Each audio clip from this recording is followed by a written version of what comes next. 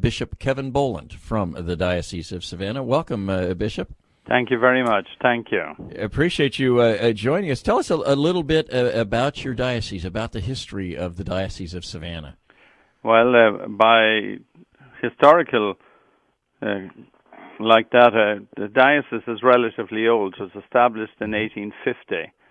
So we've celebrated over 150 years of Catholicism in Georgia. And now, in the Diocese of Savannah, of course, you go all the way back to the Franciscan friars on the Barrier Islands.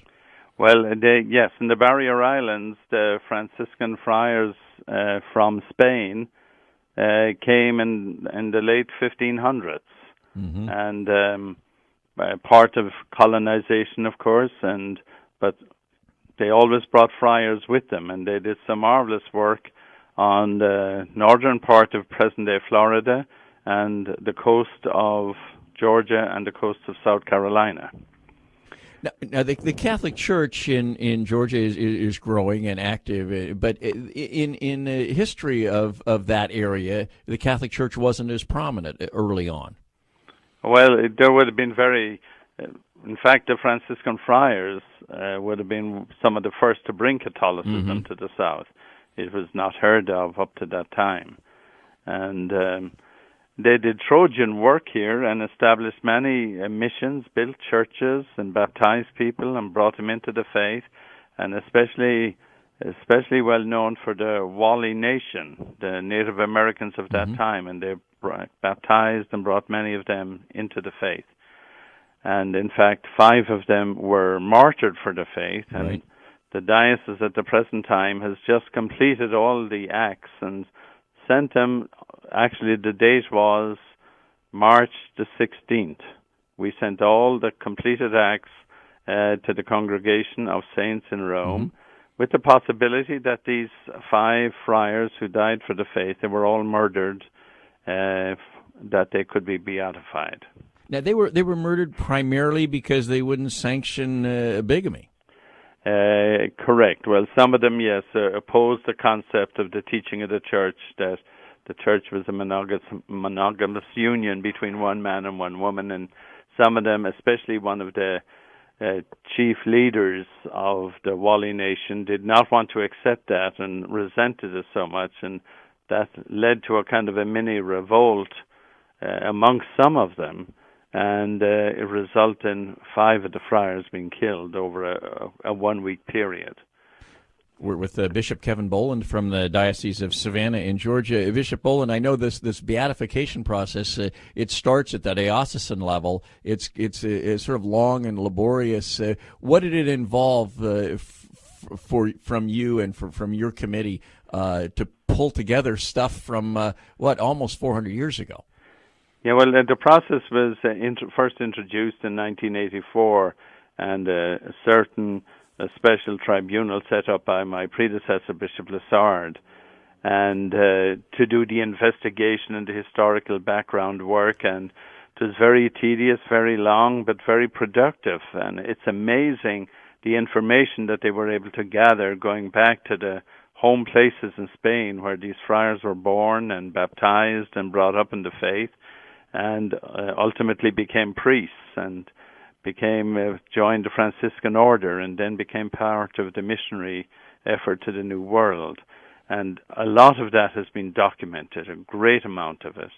And in fact, there's great detail present with regard to how the killings took place and what happened on that occasion. And a lot of these records are extant.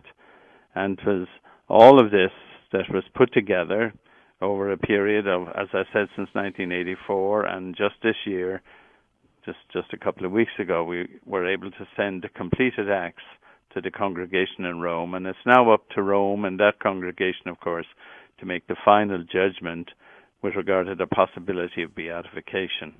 Are you hopeful, though? Oh, I'm hopeful, yes. It'll take time, like all things. It's something that happened 410 years ago. It takes time to process, and the Church moves very carefully and slowly in this. And it's strange as I talk to you, because today is the 2nd anniversary of the death of right. Pope John Paul II, And we know that his cause has been fast-tracked, and we're hoping that that will happen. Boom, who knows, maybe in the next 12 months or so, he could be maybe beatified and or canonized. Right. Now, a survey published in Crisis Magazine cited the Diocese of Savannah as number 2 in the nation in 3 different categories: vocations to the priesthood in relation to the size of the Catholic population, the stability and morale of the priests in the diocese, and the number of converts to Catholicism compared with the small Catholic base. You must be doing something right there, Bishop Boland. Well, let's put it this way. I didn't know I was in the competition, but I'll say if you're designated for something so positive like that, I'll be glad to take it. But as I said officially at a press release, statistics are statistics, and you can do a lot with them.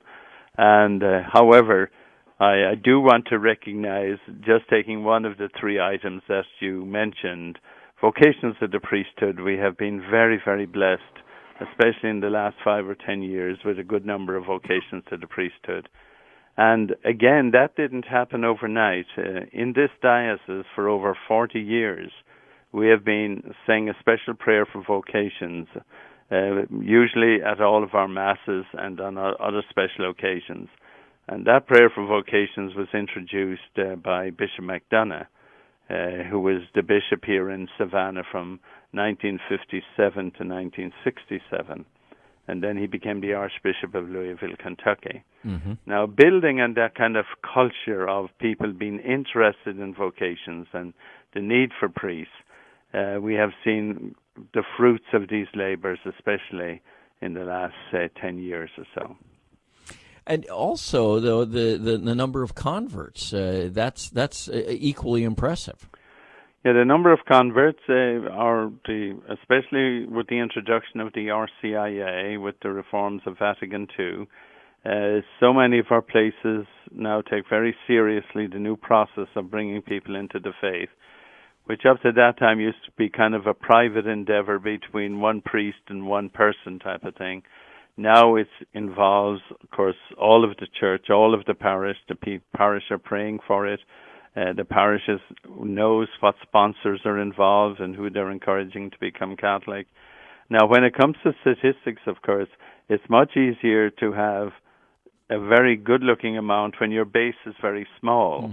So if you have 75,000 Catholics right now that we know of, then a percentage of that can look very, very good, even though it's a small percentage. But when you go to, say, an archdiocese like New York or Chicago or Philadelphia or Los Angeles, where you're dealing with millions of Catholics, the expectation that they could have the same percentage is kind of a little unrealistic. So that type of comparison is not totally fair in that sense. But having said that, I do want to give credit to the priests and lay people of this diocese who are marvelous witnesses to the faith. And I think it arises out of the fact that we're a tiny minority. Catholics in Georgia, in Savannah Diocese, represent about 3% of the total population.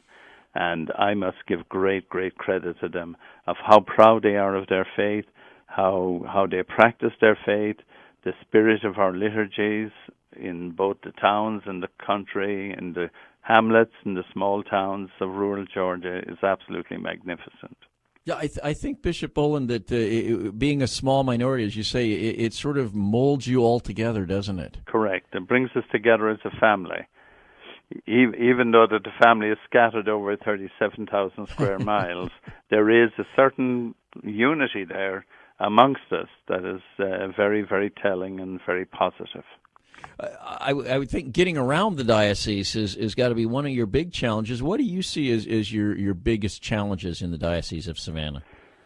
Well, as a result of the migration of Hispanics, Latino into the southern part of the United States in great numbers, it's impacting on every diocese in the south. There is no doubt whatsoever that our biggest pastoral challenge is bringing and nourishing the faith of these large numbers of Hispanics who are coming into all of the areas of our diocese without exception. Areas where we small small rural churches or small town churches, maybe with 50 or 100 families. We now have hundreds of families, and hundreds of more that we don't know of, that are kind of in the woodwork, and we know they're there. And any place where we've been successful in beginning, for example, a Hispanic Mass, as long as we can consistently do it week after week, the numbers grow exponentially from week to week. So that's a tremendous challenge, because it involves more ministries, more priests, more ministries, but especially it involves having bilingual people who can address their pastoral needs, and this is very challenging. What percentage of your parishes now would have a Spanish language Mass? What percentage? I've never looked at it, but I would say maybe at least 25 or 30% of our parishes now also have a Hispanic Mass. But I'm giving you that figure off the top.